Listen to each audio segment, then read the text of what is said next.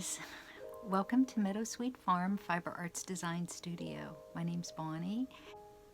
So I'm in a different space in my house. I'm in what's called my sewing room, and if I turned this camera around and showed you, it's got books and fabric and everything all over it. So I have a tendency to pull books out of here. This is where I keep most of my books, and I have a lot of books, and this is where I tend to keep all the books, and then I grab a handful of things, whatever I'm researching or looking at, and then I just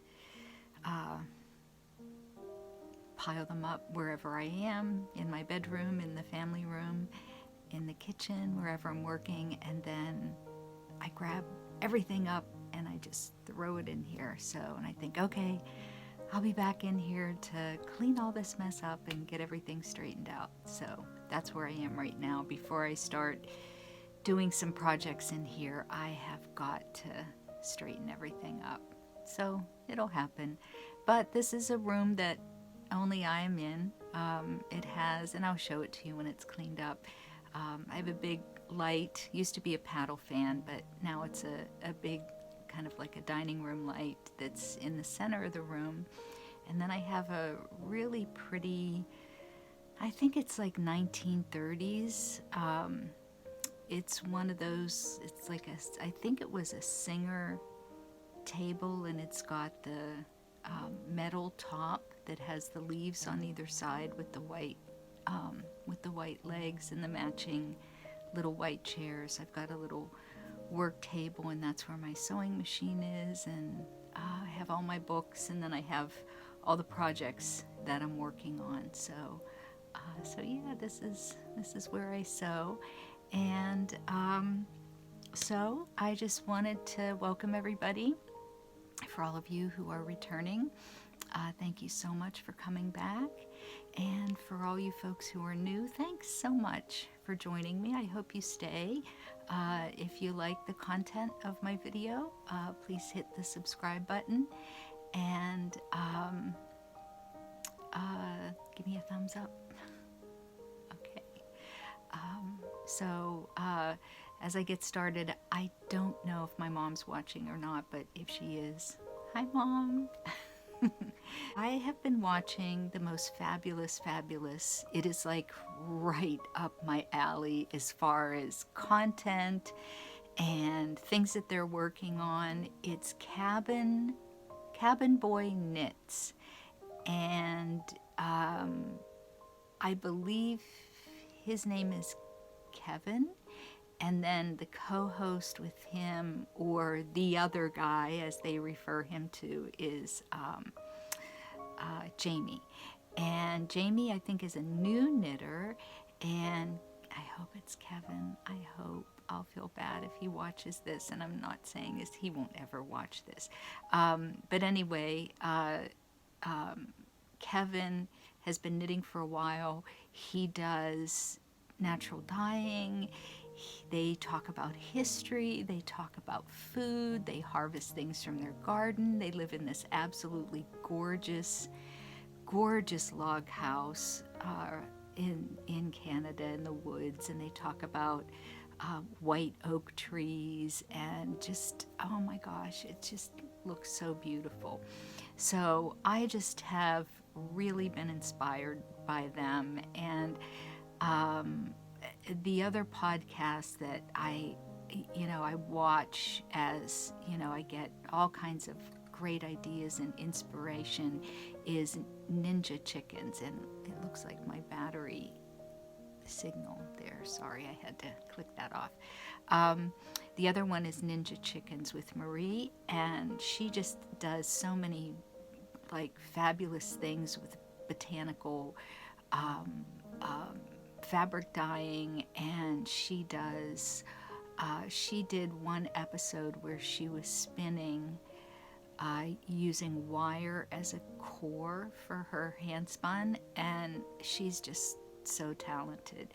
So So yeah, it combines food and history and nature and natural gardening and spinning and knitting and just all kinds of stuff. So I'm so happy they're out there. What treasures we have as as knitters, with all these resources that we have, of all these really giving people who give up their time and share their knowledge with us. It's just incredible. And I have my staples. There's a gal that I started watching, and she lives in the UK, and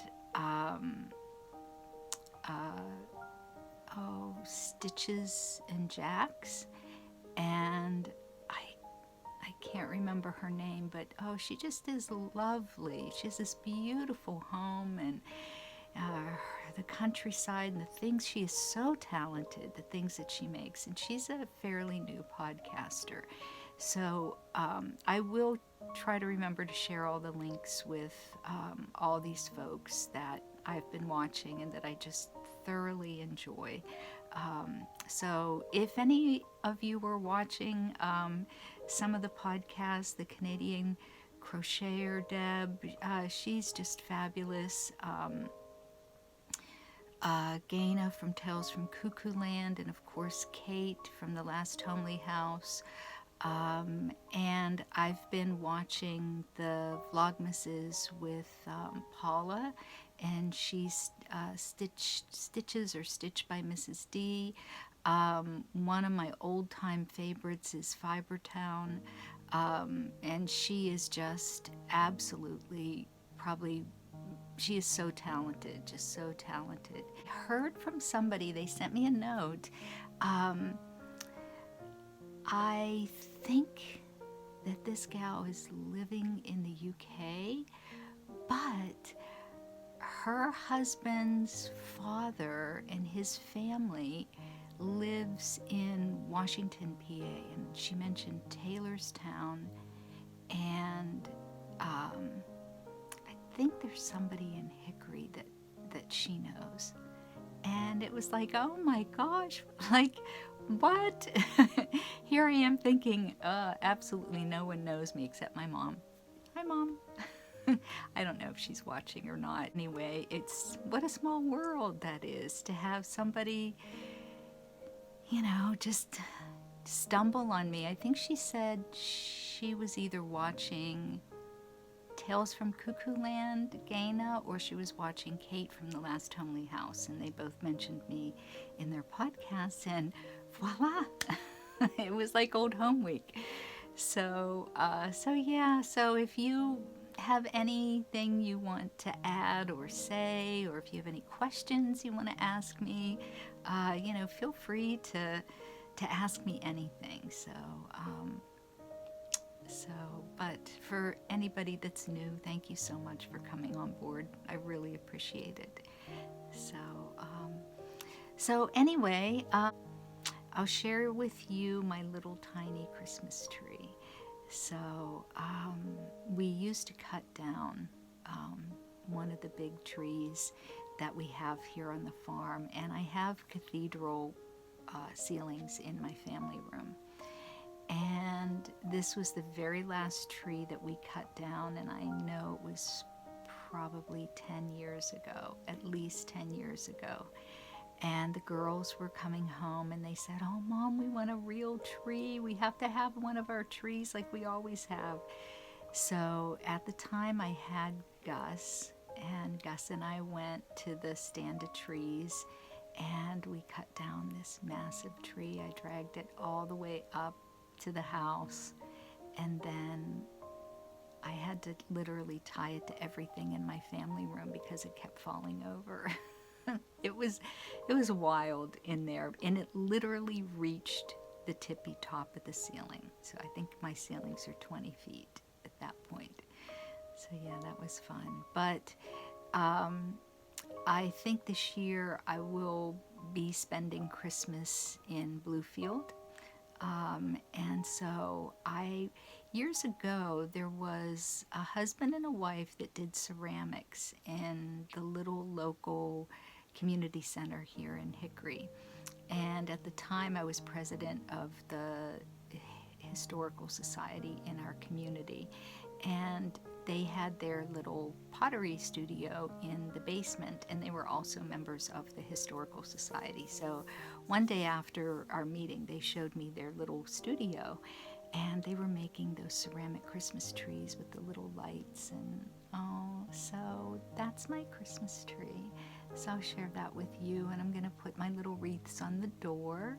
And I have some pine smelling candles that I've been lighting, so I'm getting in the Christmas spirit. And I'm making lots of Christmas presents. So